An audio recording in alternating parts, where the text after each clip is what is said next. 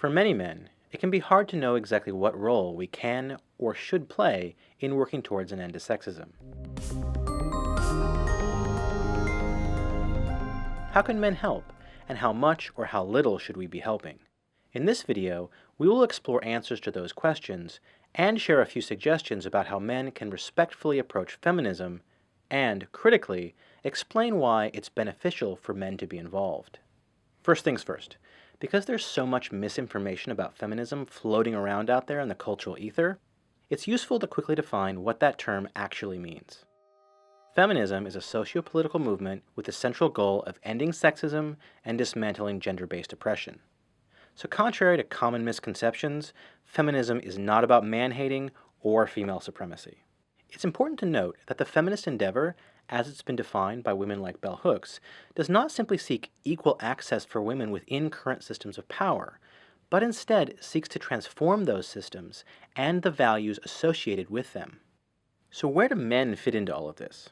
Well, women have long been pointing out the ways in which men can benefit from feminism, and actively calling for men's participation in working towards ending sexism.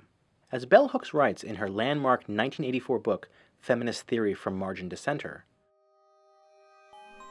like women, men have been socialized to passively accept sexist ideology. While they need not blame themselves for accepting sexism, they must assume responsibility for eliminating it. Men are not exploited or oppressed by sexism, but there are ways in which they suffer as a result of it. That bears repeating. Men are not exploited or oppressed by sexism, but there are ways in which we suffer as a result of it. We are taught early on that boys don't cry, that to show sensitivity or emotional vulnerability is a sign of weakness.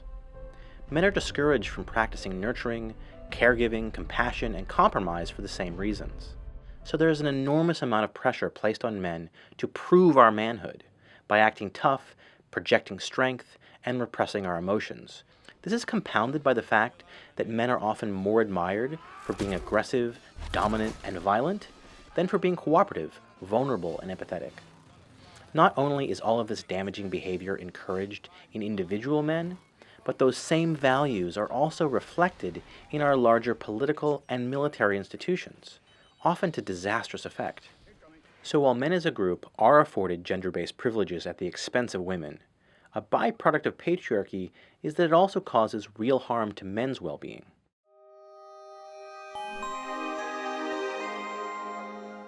Okay, so if we're on board with ending sexism, what specifically can we do as men to be helpful? Here's our quick list of 5 tips for respectfully engaging with feminism as men. Listen to women. Now that might seem really obvious, but far too often men have a hard time just listening to what women have to say and respecting women's knowledge and experiences. Because of the way we're socialized to think of our voices as most important, men have a tendency to interrupt and interject ourselves into conversations and then to dominate those interactions. This behavior is so ingrained that men often don't even realize we're doing it, which is why it's critical to learn how to take a step back, to try not to interrupt, and instead actively listen and absorb what is being said before responding. Now, of course, this does not mean you have to agree with everything every individual woman says. No one person's perspective can ever represent all of feminism or the experiences of all women. It simply means that we, as men, are not in a position to define feminism for women, and that we should actively pay attention to women's voices, because for so long, women's experiences, women's perspectives, and women's ideas have been dismissed, ignored, and silenced. It's especially vital to listen to women of color, particularly Black and Indigenous women, because, as feminist scholars have long pointed out, sexism is compounded when it's combined with racism and other forms of oppression. Back in 1989, Kimberly Crenshaw coined the term intersectionality as part of her theory to describe these layered experiences that leave some women more disenfranchised than others. It's important for us, as men, to acknowledge that when we talk about feminism, we follow the lead of women.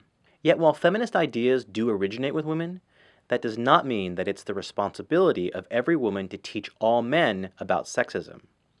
So we shouldn't go around interrogating or demanding answers from women. Instead, we should be proactive in doing the work ourselves by committing to continuous, lifelong learning. Lucky for us, over the past century, feminist scholars have written volumes on the topic. So here are some suggested readings about feminism and how patriarchy operates as a social system. Feminism is for Everybody by Bell Hooks is a great place to start, though definitely put The Will to Change, Men, Masculinity, and Love at the very top of your list. Sociologist Alan G. Johnson's book, The Gender Knot, Unraveling Our Patriarchal Legacy, is also essential reading, as well as This Bridge Called My Back, edited by Cherry Moraga and Gloria Anzaldúa. For those interested in something written in a more academic language, check out Masculinities by R.W. Connell and her follow-up book, The Men and the Boys. The place where men can be most helpful in regards to feminism is first within ourselves and then amongst other men. Patriarchy encourages men to buy into sexist thinking and at the very least remain complacent in sexism through our silence. So instead, step off the path of least resistance and dare to make yourself and other men uncomfortable about sexism. Let the other men around you know that their sexist behavior is not okay.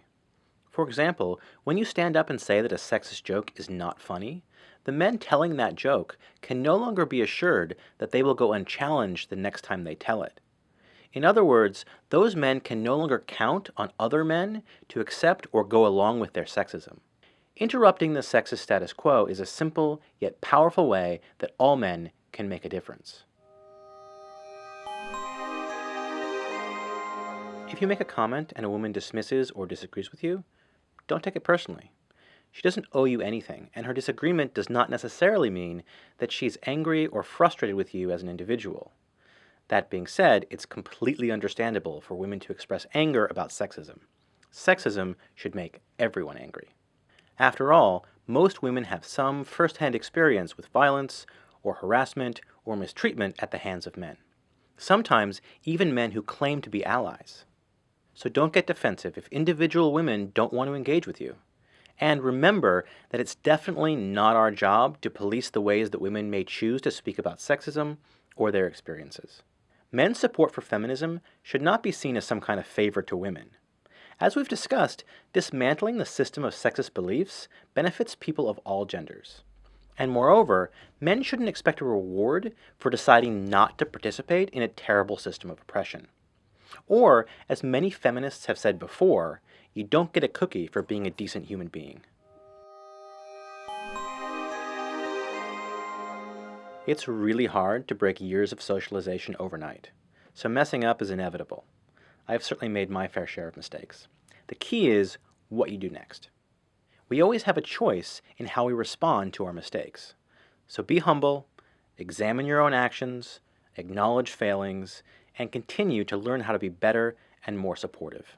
Sexism is not necessarily something always done consciously. It's something we're socialized to think is normal, and as such, it's something we often participate in without even meaning to. This is why challenging ourselves and reflecting on our own actions is a vital step in the process. But remember to be compassionate and patient with yourself, and keep working at it. This is by no means an exhaustive list of advice, but it should give you a place to start. Now, if you're feeling a little uneasy at this point, that might actually be a good sign. As men, the process of honestly re-examining our own assumptions and questioning our participation in sexism will often feel uncomfortable. But remember that even though we as individuals didn't create the system of patriarchy, it does manifest itself in almost every aspect of our lives, which means we do have a responsibility to challenge it.